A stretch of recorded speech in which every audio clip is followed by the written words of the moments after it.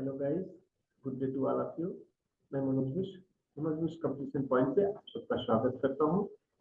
मित्रों, आज हम लोग नेक्स्ट वीडियो में देखेंगे कुछ ऐसे फैक्चुअल क्वेश्चंस जिनकी संख्या 10 है, किंतु उनकी व्याख्या के साथ हम लोग लगभग 15 से 20 क्वेश्चनों को एक कॉन्सेप्ट के रूप में देखेंगे और उन्हीं क्रमशः ये जानेंगे कि ये तथ्यपरक क्वेश्चन सीधे तौर पर पूछे जाते हैं, उनके बारे में हम लोग। तो आइए हम लोग आगे बढ़ते हैं। मित्रों, सबसे पहला क्वेश्चन इस क्रम में हम लोग देखते हैं।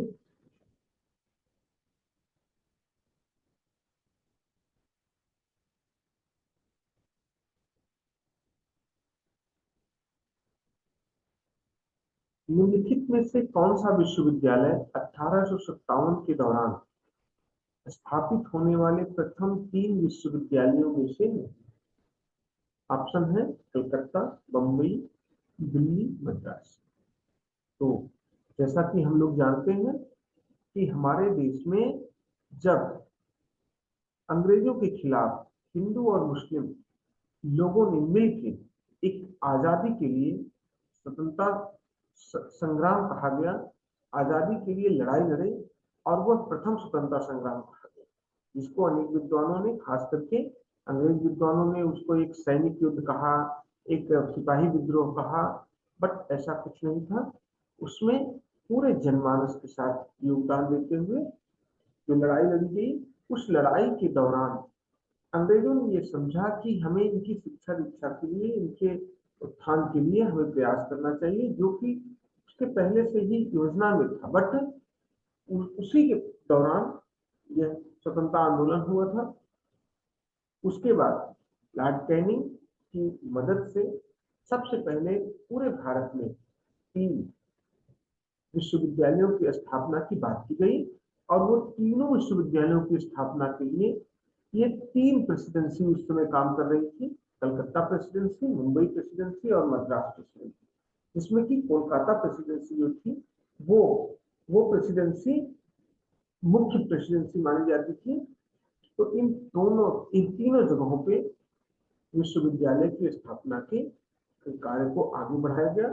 इसमें इस ऑप्शन में ऑप्शन नंबर सी दिल्ली, ये उस ऑप्शन में नहीं आता है, इसलिए दिल्ली यहाँ option number C right answer. Next question हम लोग देखते हैं। विश्वविद्यालय अनुदान आयोग की फैकल्टी रिचार्ज स्कीम का मुख्य उद्देश्य है। विश्वविद्यालय अनुदान आयोग, यूजीसी, जिसे हम लोग यूनिवर्सिटी ग्रांट कमीशन कहते हैं, विश्वविद्यालयों को अनुदान देने का एक संस्थान बनाया गया, जहां विषयों के अनुशासनों के गहन अध्ययन के लिए शिक्षार्थियों और रिसर्च स्कॉलर को अनुदान के रूप में पैसे दिए जाते हैं या उसकी सहायता दी जाती है। वह ग्रांट कमीशन के फैकल्टी रिचार्ज स्कीम का मुख्य उद्देश्य क्या है, उसके तहत हम लोग ऑप्शन देखते हैं। ऑप्शन नंबर ए है उच्चतर शिक्षण संस्थाओं में शिक्षक वृंद की कमी की समस्या का निराकरण। बी है शिक्षकों के शिक्षण कौशल का स्तरोन्नयन। सी है महाविद्यालयों और विश्वविद्यालयों में शिक्षक वृंद के लिए शोध अवसंरचना का स्तरोन्नयन। और ऑप्शन नंबर डी है शिक्षा जगत उद्योग के मध्य संपर्क को सुदृढ़। तो जैसा कि नाम से ही है फैकल्टी रिचार्ज स्कीम, तो फैकल्टी का अर्थ है शिक्षकों के समूह का रिचार्ज या उनको अपलिफ्ट करना, उनकी संख्या में वृद्धि करना, और सभी संस्थाओं में एक उचित संख्या में शिक्षकों की व्यवस्था हो, इस तरह के कार्यक्रम को आगे बढ़ाया गया था। तो इसमें answer number A, option number ए सही होगा। उच्चतर शिक्षण संस्थाओं में शिक्षक वृंद की कमी की समस्या का निराकरण करना यूजीसी के फैकल्टी रिचार्ज स्कीम का मुख्य उद्देश्य। नेक्स्ट हम लोग प्रश्न देखते हैं। विश्वविद्यालय अनुदान आयोग का गठन निम्न में से किस आयोग की सिफारिश पर किया? तो हम लोग ये बात भारतीय शिक्षा के विकास के क्रम में जान सकते हैं कि द्वितीय विश्व युद्ध जब समाप्त हुआ, द्वितीय विश्व युद्ध में खास करके मित्र देशों की स्थिति बहुत अस्त व्यस्त थी और ब्रिटेन की स्थिति भी बहुत अच्छी नहीं थी और इधर भारत में स्वतंत्रता आंदोलन चल रहा था। उसी दौरान 1944 में द्वितीय विश्व युद्ध के दौरान ही एक सार्जेंट आयोग आया। सार्जेंट आयोग में भारत में शिक्षा व्यवस्था को उच्चीकृत करने के लिए एक अपनी स्पष्ट राय रखी। लेकिन उस राय के क्रम में जब भारत स्वतंत्र हुआ, स्वतंत्रता के बाद इन लोगों ने अपनी शिक्षा व्यवस्था को प्राथमिक स्तर, माध्यमिक स्तर और उच्च स्तर में व्यवस्थित करने की बात सोचे तो सबसे पहले इन्होंने सर्वपल्ली राधाकृष्णन की अध्यक्षता में एक कमेटी बनी जिसे कहा गया विश्वविद्यालय शिक्षा आयोग। उस विश्वविद्यालय शिक्षा आयोग को सर्व राधाकृष्णन आयोग के भी नाम से जाना जाता है और इस राधाकृष्णन आयोग की सिफारिश पर राधाकृष्णन आयोग या विश्वविद्यालय शिक्षा आयोग जिसका गठन 4 जनवरी 1948 को हुई थी। इस 4 जनवरी 1948 के विश्वविद्यालय शिक्षा आयोग या राधाकृष्णन आयोग की सिफारिश पर विश्वविद्यालय अनुदान आयोग, जिसे हम लोग यूजीसी कहते हैं, यूनिवर्सिटी ग्रांट कमीशन, के बारे में विचार रखा और वह विचार कार्यान्वित हुआ 28 दिसंबर 1953 को जाके, जब मौलाना अबुल कलाम उस समय जो शिक्षा मंत्री थे उन्होंने उसका उद्घाटन किया और एक निश्चित समय के बाद 1956 में यूजीसी एक स्टैट्यूटरी बॉडी के रूप में, एक संवैधानिक निकाय के रूप में स्थापित।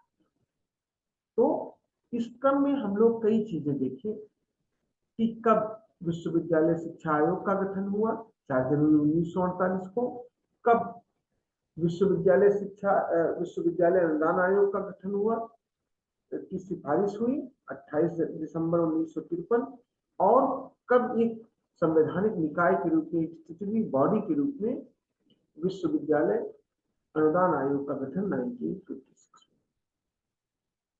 इसमें एक प्रश्न और भी पूछे जाते हैं कि भारतीय विश्वविद्यालय आयोग की स्थापना करती, इसी से मिलते जुलते शब्द के भ्रम में क्वेश्चन गलत हो जाते हैं कि भारतीय विश्वविद्यालय आयोग की बात आती है, उसे हम गलती में विश्वविद्यालय आयोग राधाकृष्णन आयोग से जोड़ते हैं। लेकिन भारतीय विश्वविद्यालय जब आयोग की बात की जाती है तो वो लॉर्ड कर्जन के समय 1902 में उसकी स्थापना और वही भारतीय विश्वविद्यालय आयोग भारतीय विश्वविद्यालय अधिनियम के रूप में 1904 में परिणत। तो कहने का अर्थ है इसमें मिलता जुलता कई शब्द आते हैं जो विश्वविद्यालय अनुदान आयोग कहें, विश्वविद्यालय शिक्षा आयोग कहें, भारतीय विश्वविद्यालय आयोग कहें या विश्वविद्यालय अधिनियम।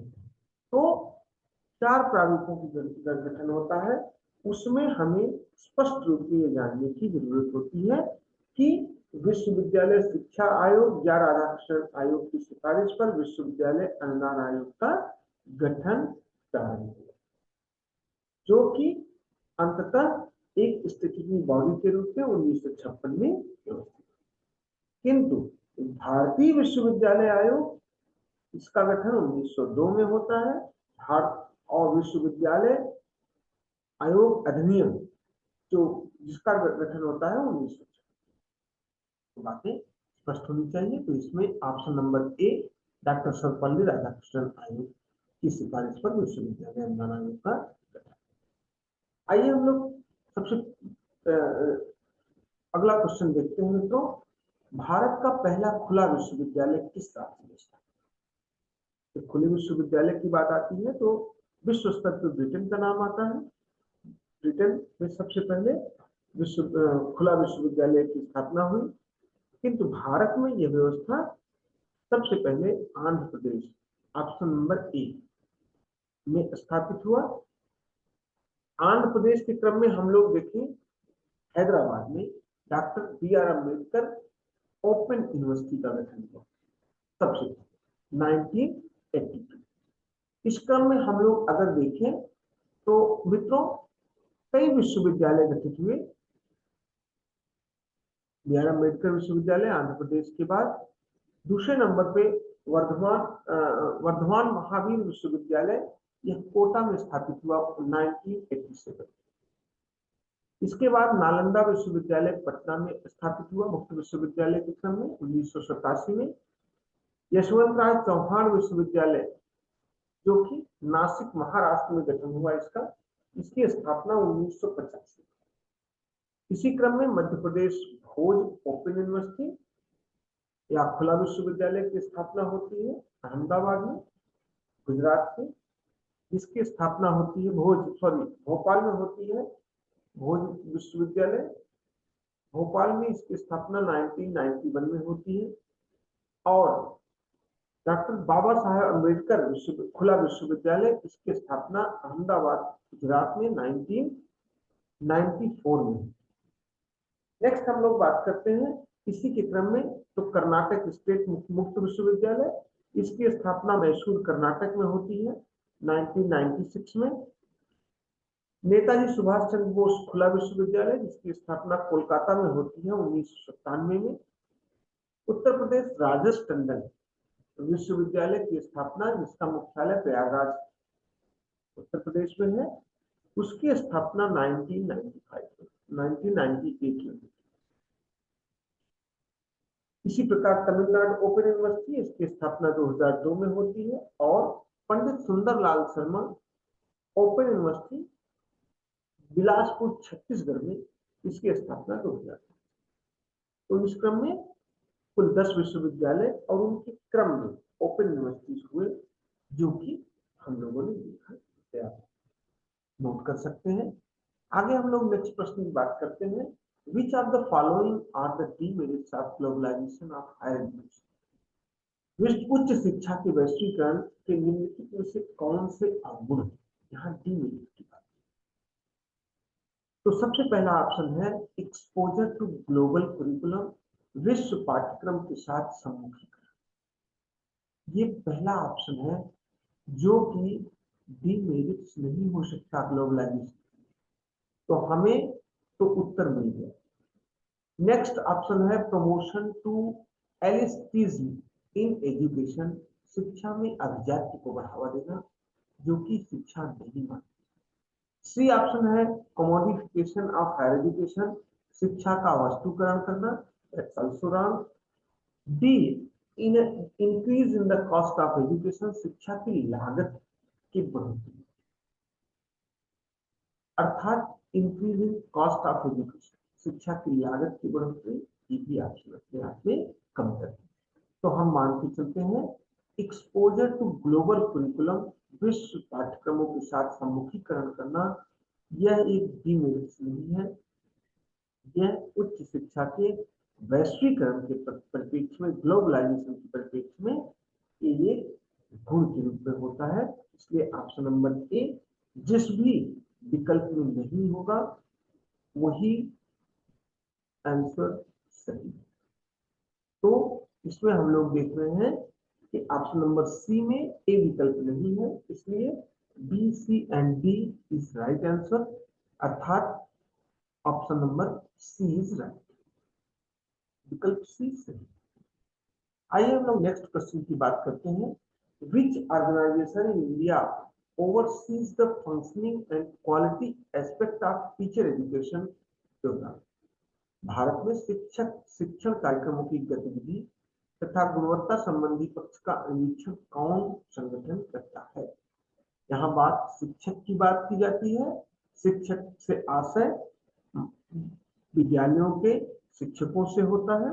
यहाँ प्रोफेसर और एसोसिएट या प्रोफेसर की बात नहीं होती, विश्वविद्यालयों की बात नहीं होती। तो इसमें हम लोग जानते हैं कि national council of teacher education NCTE, जिसकी स्थापना 1995 में हुई थी, वही शिक्षकों के शिक्षण कार्यक्रमों की गतिविधि और गुणवत्ता संबंधी पक्ष का निरीक्षण करता है। तो option number D, national council of teacher education is the right option. Next हम लोग बात करते हैं मित्रों 7th प्रश्न की। One of the first states to establish a higher education council पास, उच्चतर शिक्षा परिषद की स्थापना करने वाले पहले राज्यों में से एक है। कौन सा राज्य हो सकता है? सिक्किम, गोवा, आंध्र प्रदेश या जम्मू कश्मीर, जो कि क्रमशः ABCD ऑप्शन में। यहां हम लोग ध्यान देंगे कि आंध्र प्रदेश भी, यहां भी जैसे मुक्त विश्वविद्यालय की श्रेणी में पहले नंबर था, वहां ये भी, यहां भी वह उच्चतर शिक्षा परिषद की स्थापना के लिए, हायर एजुकेशन काउंसिल की स्थापना के लिए सबसे पहले आगे रहता है। तो Andhra Pradesh option number C is the right answer, first state to establish higher education council. अगला प्रश्न हम लोग देखते हैं, state higher education council are established under the instruction of, option number A NITI Aayog, option number B RUSA, option number C CAB या option number D पूषा। तो राज्य उच्चतर शिक्षा परिषद की स्थापना किसके अनुदेशन के अंतर्गत होती है? जिसमें right answer option number B है, रूसा। अर्थात हम कहें उच्च शिक्षा आयोग, राज्य शिक्षा आयोग की स्थापना के द्वारा राज्य विश्वविद्यालयों के शिक्षा परिषद की स्थापना की। नेक्स्ट प्रश्न हम लोग बात करते हैं, which of the following modality of higher education is the example of evolution in the post independence India? उच्च शिक्षा की निम्नलिखित में से किस प्रकार का उद्भव स्वातंत्र्योत्तर भारत में हुआ? उच्च शिक्षा की निम्नलिखित में से किस प्रकार का उद्भव स्वातंत्र्योत्तर भारत में हुआ? तो हम यहाँ कह सकते हैं कि भारत को स्वतंत्रता 1947 में मिली। 1947 के बाद उच्च शिक्षा में किस प्रकार का उद्भव हुआ? Option number A teacher education, option number B technical education, option number C legal education, option number D distance education. तो इसमें हम लोग एक कॉमन सेंस के रूप में अगर देखें तो टीचर, शिक्षक शिक्षा या टीचर ट्रेनिंग प्रोग्राम पहले से व्यतीत हो गए। टेक्निकल एजुकेशन की भी, तकनीकी का भी उपयोग होने लगा था। लीगल एडवाइजर और लीगल एडवाइजिंग बॉडी भी दुरुस्त हो गई थी। जो भी उचित होता है उसी को शिक्षा के में आगे बढ़ाने की बात है। Option number D distance education की बात। तो डिस्टेंस एजुकेशन की शुरुआत तो हम लोग बात करते हैं कि ब्रिटेन से होती है, अगर अंतरराष्ट्रीय रूप में हम देशों की गतिविधि में आए। लेकिन भारत में तो अभी हम लोगों ने देखा कि 1982 में सबसे पहले डॉक्टर BR अम्बेडकर विश्वविद्यालय हैदराबाद या आंध्र प्रदेश में शुरू हुआ था। इसलिए डिस्टेंस एजुकेशन 1982 में हुआ, जो कि एक स्वातंत्र्योत्तर उच्च शिक्षा में उद्भव का कार्य था। आइए हम लोग लास्ट क्वेश्चन करते हैं इस सेशन का। In which year All India Council for Technical Education was set up as a statutory body by an act of parliament? निम्नलिखित में से किस वर्ष में संसद के अधिनियम द्वारा एक सर्वाधिक निकाय के रूप में अखिल भारतीय तकनीकी शिक्षा परिषद? तो हम लोग option number A 1996, option number B 1987, option number C 1988, option number D 1988। तो क्रमशः 1986, 87, 88 और 89 के क्रम में दिया हुआ है। तो इसमें राइट आंसर है 1987, All India Council for Technical Education setup in 1987, option number B is right answer.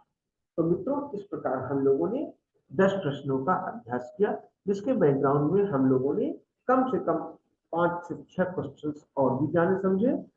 हम चाहेंगे आप इस वीडियो को देखें और नोट्स में अपना नोट करें या याद करें और अपने दोस्तों से भी शेयर करें। और हमारे चैनल को सब्सक्राइब करें।